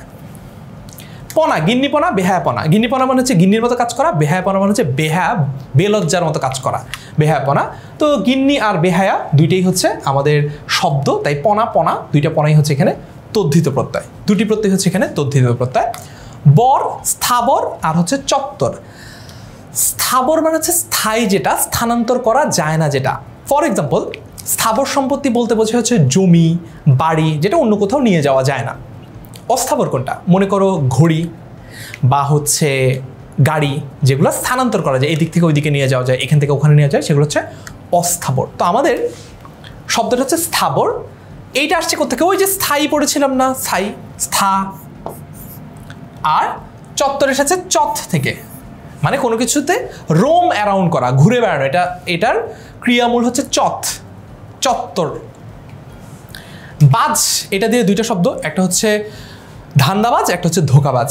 এইটা আশা করি তোমাদেরকে বুঝিয়ে দিতে হবে না, এটা তোমরা নিজেরাই খুব ভালো বুঝছো যে ধোকাবাজ আর ধান্দাবাজ মানে কি। ধান্দা এবং ধোকা কোনোটাই যেহেতু ক্রিয়ামূল না, ধাতু না, এই জন্য এইখানের বাজ দুইটাই হচ্ছে তদ্ধিত প্রত্যয়। আশা করি আমাদের কাছে আস্তে আস্তে ব্যাপারগুলো পানির মতো পরিষ্কার হয়ে যাচ্ছে।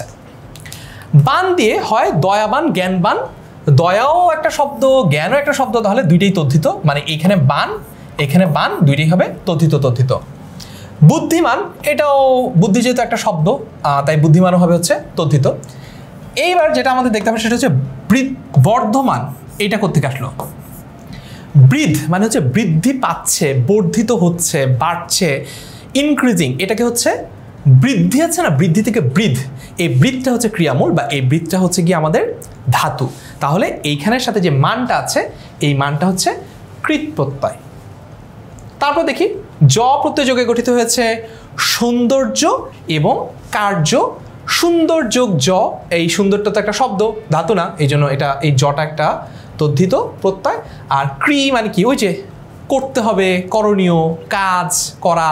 তাহলে ক্রি যোগ জ, যে কার্য, এই ক্রিটা হচ্ছে একটা ধাতুমূল বা একটা ক্রিয়ামূল। এটার সাথে যে জ প্রত্যয়টা যুক্ত হয়েছে, এই জ প্রত্যয়টা হবে আমাদের একটা কৃত প্রত্যয়। তারপরে লাস্টলি র প্রত্যয়। মধুযোগ র, মধুর। নম্র, নম্র, ভদ্র, বিনয়ী, এটা হচ্ছে নম্র অর্থ বোঝে আর কি।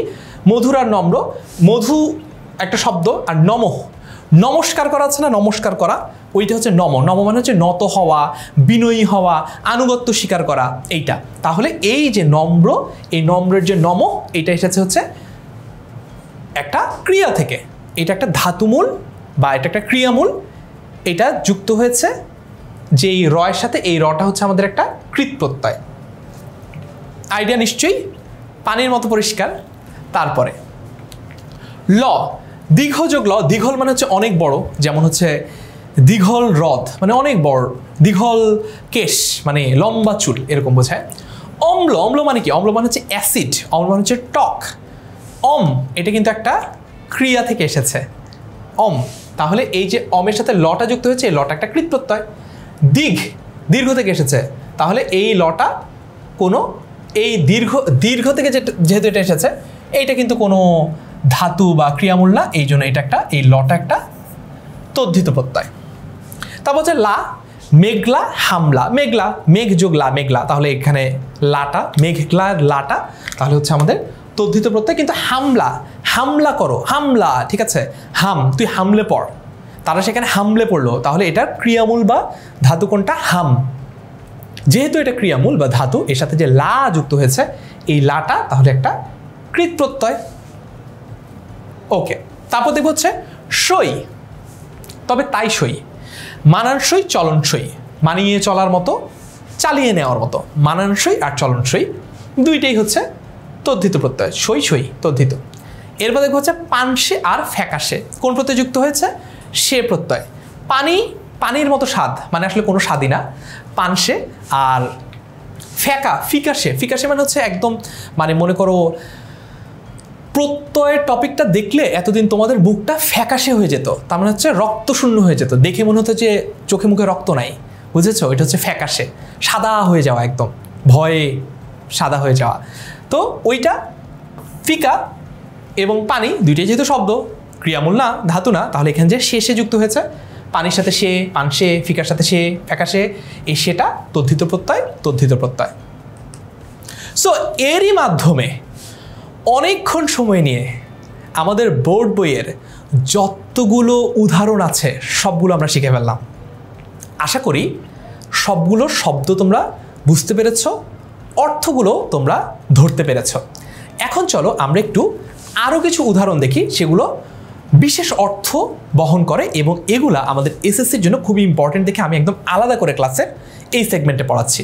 এগুলো আমাদের বইয়ের একদম শেষ অংশে দেওয়া আছে। চলো দেখি। চোর, মূল শব্দ হচ্ছে চোর, সাধিত শব্দ হচ্ছে চোরা, যুক্ত হয়েছে আ প্রত্যয়। আমাদের এসএসসিতে প্রশ্ন আসে হচ্ছে এই চোরা কোন অর্থে ব্যবহৃত হয়েছে। দুইভাবে প্রশ্ন আসে, একটা হচ্ছে চোরা কোন অর্থে ব্যবহৃত হয়েছে, উত্তর হবে হচ্ছে অবজ্ঞা। অথবা প্রশ্ন আসে নিচের কোনটি অবজ্ঞা অর্থে ব্যবহৃত হয়েছে, তখন অ্যান্সার হবে হচ্ছে চোরা। দুইভাবে আমাদের প্রশ্ন আসতে পারে, বুঝছি। এইটাও দিতে পারে যে ডিঙা কোন অর্থে ব্যবহৃত হয়েছে, এটা হচ্ছে বৃহৎ অর্থে। আবার এইভাবে প্রশ্ন আসতে পারে নিচের কোনটি বৃহৎ অর্থে ব্যবহৃত হয়েছে, উত্তর হবে ডিঙা। তো আমরা তোমাদের সুবিধার জন্য যেটা করেছি সেটা হচ্ছে যে একদম টেবিল বানিয়ে ফেলেছি। তো চোর যোগ আ, এইটা কিন্তু তোমাদের বইতে নাই। সো এটা যদি তুমি বাদ দিতে চাও বাদ দিতে পারো, বোঝার সুবিধার্থে তোমাকে আমি লিখে দিয়েছি, ঠিক আছে। এটা যদি তুমি বাদও দিতে চাও, বুঝতে না পারো, সমস্যা নেই, আমি এমনি তোমার বোঝার সুবিধার জন্য এটা লিখে দিয়েছি। চোর যোগ আ, চোরা। এই যে চোরা শব্দটা অবজ্ঞা অর্থে বোঝানো হয়েছে। ডিঙি মানে হচ্ছে ছোট নৌকা, ডিঙা মানে হচ্ছে বড় নৌকা, যেমন চাঁদ সওদাগরের ডিঙা। ডিঙা তাহলে কি বোঝায়? বড় নৌকা। ডিঙা বলতে বড় নৌকা বোঝায়, বইয়ে বলা আছে বৃহৎ। আচ্ছা, বাঘ থেকে এসেছে আ প্রত্যয় যোগে বাঘা। বাঘা মানে হচ্ছে বাঘের মতো, বাঘের মতো বা বাঘের সদৃশ। আমরা সৃজনশীল প্রশ্নে লিখি না যে উদ্দীপকের অমুক চরিত্রের সাথে তোমার পঠিত গল্পের তমুক চরিত্রের কি সাদৃশ্য আছে, কি মিল আছে, ওইখান থেকে এসেছে সদৃশ, মানে বাঘের সদৃশ, সেটাই হচ্ছে বাঘা। দক্ষিণ, এই শব্দটার সাথে যুক্ত হয়েছে আ, হয়ে গেছে দক্ষিণা। দক্ষিণা মানে হচ্ছে দক্ষিণ দিক থেকে আকুত, মানে দক্ষিণা বাতাস। এইটাও কিন্তু এসএসসির জন্য ইম্পর্টেন্ট। আগত অর্থে কোনটা ব্যবহৃত হয়েছে? দক্ষিণা। তারপর হচ্ছে কানাই। কানাই, ঢাকাই। কানাই বলতে আদর অর্থে বোঝায়। ছোট মানুষদেরকে আমরা অনেক সময় কানাই, নানার নামেই তো আমরা ডাকি, ঠিক আছে। কানাই, ধানাই, পানাই, চানাই, বানাই, এরকম। তো সেই আদর অর্থে কানাই, কানু থেকে এসেছে, এই যে কানু থেকে এসেছে কানাই। এইভাবে আমরা এটাকে আদর করে বলি। মানে অনেক সময় হয় কি, আমাদের যেটা আসল নাম থাকে সেই নামটাকে একটু পরিবর্তন করে আমাদেরকে আদর করে অন্য কোনো একটা নামে আমাদের পরিবার বা প্রিয় মানুষরা ডাকে। তো আমি একটা মজার ঘটনা বলি, সেটা হচ্ছে যে একবার একজনের নাম ছিল রমাকান্ত কামার। খুবই ইন্টারেস্টিং একটা নাম, রমাকান্ত কামার। কারণ রমাকান্ত কামারকে তুমি যদি উল্টিয়ে লিখো তাহলে দেখবে আবারও রমাকান্ত কামারই হচ্ছে, বুঝেছো? তো এখন তাকে, রমাকান্ত কামার কিন্তু একটা পুরুষের নাম, তো তাকে মানুষজন আদর করে ডাকতে ডাকতে শেষে তার নাম বানিয়ে ফেলেছিল রমা। রমা কিন্তু একজন নারীর নাম। তো এইরকম আদর করে করে আমরা কিন্তু অনেক সময় নাম পরিবর্তন করি। তো কানাইটা ওরকম, কানু থেকে কানাই হয়েছে। এরপরেও দেখবো হচ্ছে ঢাকা থেকে এসেছে আই প্রত্যয় যুক্ত হয়ে ঢাকাই। ঢাকাই মানে হচ্ছে ঢাকাইয়া কাবাব, ঢাকাইয়া বিরিয়ানি, ঢাকাইয়া বাকরখানি, ঠিক আছে। তার মানে ঢাকায় উৎপন্ন, ঢাকায় তৈরি হয়েছে, এরকম। এই যে জাত, জাত শব্দটার মানে হচ্ছে উৎপন্ন হওয়া বা তৈরি হওয়া। জাত, জাতি, জাত, এইরকম বোঝায়।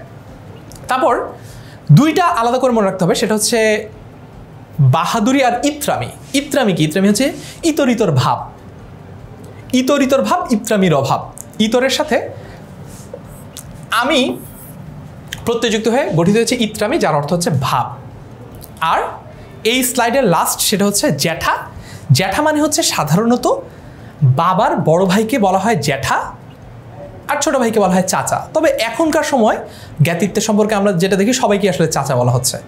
তো জ্যাঠা বলতে এই যে বড় ভাই সুলভ যে আচরণটা, সেটাই হচ্ছে জ্যাঠামি। কিন্তু জ্যাঠামি একটা নিন্দা অর্থে, খারাপ অর্থে বোঝায়। জ্যাঠামি বলতে কি বোঝায় জানো? পাকনামি বোঝায়, পাকনামি। এটাই হচ্ছে জ্যাঠামি। তাহলে এই যে জ্যাঠামি, জ্যাঠার সাথে যে আমি যুক্ত হয়ে জ্যাঠামি গঠিত হলো, এই জ্যাঠামিটা একটা নিন্দা অর্থে ব্যবহৃত হয়, খারাপ অর্থে ব্যবহার হয়। ওই যে পাকনামি করা কি কেউ পছন্দ করে, এই জন্যই জ্যাঠামি একটা নিন্দা বা খারাপ অর্থে ব্যবহৃত হচ্ছে। আরও কিছু অর্থ দেখি, এরকম বিশেষ অর্থ। বাহাদুরের সাথে ই প্রত্যয় যুক্ত হয়ে গঠিত হচ্ছে বাহাদুরি। আগেই বলেছিলাম দুইটা আমাদেরকে মনে রাখতে হবে, একটা হচ্ছে ইত্রামি, একটা হচ্ছে বাহাদুরি। বাহাদুর, বাহাদুর ভাব, এটা হচ্ছে বাহাদুরি, তাহলে এটা ভাব অর্থে ব্যবহৃত হয়েছে। ডাক্তারি মানে কি? ডাক্তারি মানে হচ্ছে এটা তো একটা পেশা, পেশা অর্থে। জমিদারি মানে কি? জমির মালিক, অনেক জমির মালিক, তাহলে জমিদারিটা হচ্ছে মালিক অর্থে বোঝানো হয়েছে। মেটে, মাটি দিয়ে বানানো কোনো কিছু, এটাকে বলা হচ্ছে মেটে। মাটি দিয়ে বানানো কোনো কিছু, এটাকে বলা হচ্ছে মেটে। এটা হচ্ছে একটা উপকরণ বা এটা একটা উপাদান। এরপরে যদি দেখি নে, এটা নিয়ে আমরা অনেক একটু কনফিউজ থাকি। আচ্ছা নে মানে কি? নে মানে তো আমি জানি হচ্ছে স্নান করে নেওয়া বা গোসল করা। এটার সাথে আসলে নৈপুণ্যের কি আছে? এখানে আসলে স্কিলের কি আছে? নৈপুণ্য মানে হচ্ছে কোনো কিছু একটা স্কিলফুলি করা বা কোনো কিছু একটা কিসের সাথে করা, একটা দক্ষতার সাথে করা, নৈপুণ্যের সাথে করা। আচ্ছা তোমাদেরকে বলে দিই কেন এখানে নে এ এটা নৈপুণ্য অর্থে বোঝাচ্ছে। নে এ বলতে এখানে নৌকা চালানো সংক্রান্ত নৈপুণ্য বোঝাচ্ছে। নাবিক বা হচ্ছে অনেক দক্ষ মাঝি, ও মাঝি নে আসো, মানে নৌকাটা নিয়ে, মানে হচ্ছে বৈঠা চালিয়ে নৌকা নিয়ে এদিকে আসো, এই অর্থে নেটা নৈপুণ্য বোঝাচ্ছে। আমরা বুঝেছি নে, এইটা ভালো মতো মনে রাখবো কারণ এটা একটু ডিফারেন্ট, তো এটা ভালো মতো পড়বো। বেতো বাতগ্রস্ত বোঝায়, মানে হচ্ছে বাত, জ্বর হতে পারে, বাতের ব্যথা হতে পারে, এইটা থেকে এসেছে বেতো। বেতোটা দিয়ে কি বোঝায়? রোগগ্রস্ত বোঝায়। টেকো মানে কি? মাথায় যদি চুল না থাকতো আমার, তাহলে তোমরা আমাকে টেকো বলতে পারতা। তো টেকো বলতে বোঝাচ্ছে টাক যুক্ত, মানে টাক আছে এরকম, টাক যুক্ত, এই যে টেকো। গেঁয়ো, গেঁয়ো মানে কি?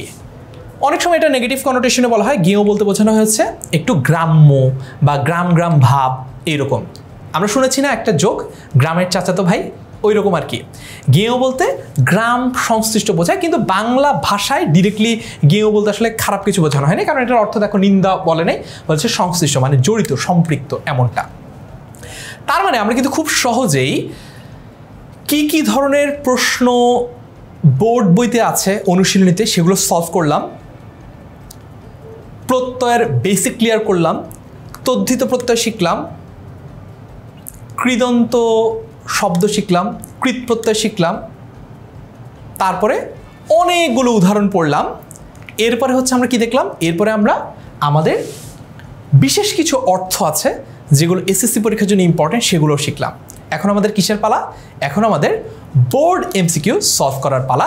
ক্লাসের শুরুতে একটা চ্যালেঞ্জ দিয়েছিলাম যে ক্লাসের শুরুর যে এমসিকিউগুলো সলভ করছি সেগুলো সলভ করতে যত সময় লাগছে, এখন আমরা দেখব তার থেকে আমাদের সময় কম লাগে নাকি। চলো তাহলে শুরু করা যাক বোর্ড এমসিকিউ।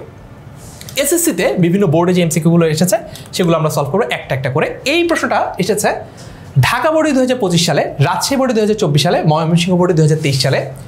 ভাব অর্থে প্রত্যয় যুক্ত হয়েছে কোন শব্দে? ভাব। জমিদারি, বাহাদুরি, ডাক্তারি, জ্যাঠামি। দেখেছো ভাব বলেছিলাম, বাহাদুরি আর আরেকটা কি যেন ছিল, আরেকটা হচ্ছে ইত্রামি। বাহাদুরি আর ইত্রামি, এই দুটো আমাদের ভাব অর্থে ব্যবহৃত হয়েছে। কারেক্ট অ্যান্সার বি, বাহাদুরি। 2 নম্বর প্রশ্ন, রাজশাহী বোর্ডে 2025 সালে, চট্টগ্রাম বোর্ডে 2024 সালে এসেছে জাত অর্থে ব্যবহৃত হয়েছে কোন শব্দ? জাত মানে কি? কোনো কিছু উৎপন্ন, কোনো কিছু থেকে তৈরি হয়েছে। একটু আগে পড়েছি কানাই, গেঁয়ো, ঢাকাই। কারেক্ট অ্যান্সার হচ্ছে সি, ঢাকাই। দেখেছো এখন কিন্তু আমরা সব পারছি এবং খুব দ্রুত, উইদিন 15 সেকেন্ড। 3 নম্বর প্রশ্ন এসেছে সিলেট বোর্ডে 2025 সালে, 24 সালে, দিনাজপুর বোর্ডে 25 সালে, মাদ্রাসা বোর্ডে 2023 সালে। নৈপুণ্য অর্থে তদ্ধিত প্রত্যয় ব্যবহার হয়েছে কোনটা? মাত্র পড়ে এসেছি নে। আরে এখন তো 2 সেকেন্ডও লাগছে না, অপশনও পড়া লাগছে না, আমরা এমনি পারি সব। নে ইজ দ্য কারেক্ট অ্যান্সার। 4 নম্বর প্রশ্ন, যশোর বোর্ডে 2025 সালে এসেছে, নিচের কোনটি কৃদন্ত শব্দের উদাহরণ? কৃদন্ত শব্দ মানে কি? তার মানে হচ্ছে একটা ক্রিয়া মূলের সাথে একটা কৃত প্রত্যয় যুক্ত হয়ে কৃদন্ত শব্দ হয়। দেখি তো কোনটা? দৈনিক, দাপট, দোলনা আর দীঘল। দোলনা এটা কি আমরা পড়েছিলাম যে দুল যোগ অনা, দোলনা। দেখেছো সব পারি এখন। 5 নম্বর প্রশ্ন এসেছে কুমিল্লা বোর্ডে 2025 সালে, বরিশাল বোর্ডে 2025 সালে, ঢাকা বোর্ডে 22 সালে, 15 সালে, যশোর বোর্ডে 22 সালে, বরিশালে 20 সালে। তার মানে ভীষণ গুরুত্বপূর্ণ একটা প্রশ্ন। প্রশ্ন হচ্ছে কৃত প্রত্যয় দিয়ে সাধিত শব্দকে কি বলে? ক্রিয়া শব্দ, তদ্ধিত শব্দ, কৃদন্ত শব্দ নাকি তদ্ধিতান্ত শব্দ? খুবই গুরুত্বপূর্ণ একটা প্রশ্ন। অ্যান্সার কি? অ্যান্সার হবে সি, কৃদন্ত শব্দ। কৃদন্ত শব্দ, একদম বইয়ের প্রশ্ন। 6 নম্বর প্রশ্ন, নিচের কোনটি কৃদন্ত শব্দের উদাহরণ? ময়মনসিংহ বোর্ডে 2025 সালে এসেছে পানসে, দাপট, কাটতি, চতুর্থ। নিচের কোনটি কৃদন্ত শব্দ? কৃদন্ত, কাঠ যুক্তি পড়েছিলাম না, বিক্রির পরিমাণ, কাটতি। কারেক্ট অ্যান্সার হচ্ছে কাটতি। কারেক্ট অ্যান্সার হচ্ছে কাটতি। 7 নম্বর প্রশ্ন, নিচের কোন শব্দটিতে আগত অর্থে প্রত্যয়যুক্ত হয়েছে? কুমিল্লা বোর্ডে 2024 এসেছে, বরিশাল বোর্ডে 2023 সালে এসেছে। এটা দক্ষিণা হবে, দক্ষিণা বাতাস। দক্ষিণ দিক থেকে আগত বাতাস, দক্ষিণা বাতাস। 8 নম্বর প্রশ্ন, দিনাজপুর বোর্ডে 2024 সালে এসেছে, নিচের কোনটি কৃত প্রত্যয় সাধিত শব্দ? কৃত প্রত্যয় সাধিত, বর্ধমান, বুদ্ধিমান, জ্ঞানবান, দয়াবান। বর্ধমান হবে বৃদ্ধ যোগ মান, বর্ধমান, বাড়ছে এরকম, বর্ধমান। দেখেছো? 5 সেকেন্ড সময় লাগছে এখন আমাদের এক একটা এমসিকিউ সলভ করতে। তোমার কতক্ষণ সময় লাগছে একটু আমাকে কমেন্টে লিখে জানিও। 9 নম্বর প্রশ্ন এসেছে দিনাজপুর বোর্ডে 2024 সালে, নিন্দা অর্থে কোন শব্দটি ব্যবহার করা হয়েছে? চোরা, ডিঙা, বেতো, জ্যাঠামি। জ্যাঠামি, তাই না? নিন্দা অর্থে, দেখেছো? জ্যাঠামি ইজ দ্য কারেক্ট অ্যান্সার। মনে রাখো, চোরা শব্দটা বইতে লিখেছে অবজ্ঞা অর্থে, বইতে যেমন আছে তেমনই লিখবা, অবজ্ঞা অর্থে। আর জ্যাঠামি শব্দটা হচ্ছে নিন্দা অর্থে, সমালোচনা অর্থে, খারাপ অর্থে। 10 নম্বর এমসিকিউ এসেছে ময়মনসিংহ বোর্ডে 2024 সালে, প্রকৃতি প্রত্যয় সাধিত সঠিক শব্দ কোনটি? চল যোগ ইষ্ণু, চলিষ্ণু, প্রাণ যোগ ই, প্রাণী, ঢাক যোগ আই, ঢাকাই, সল যোগ ইল, সলিল। সল যোগ ইল এইটা হবে নাকি চল যোগ ইষ্ণু হবে, চলিষ্ণু হবে? বলো দেখি। এইবার কমেন্টে নিজেরাই লিখে জানিয়ে ফেলো যে কোনটা হবে উত্তর। কারেক্ট অ্যান্সার কি হবে এখানে?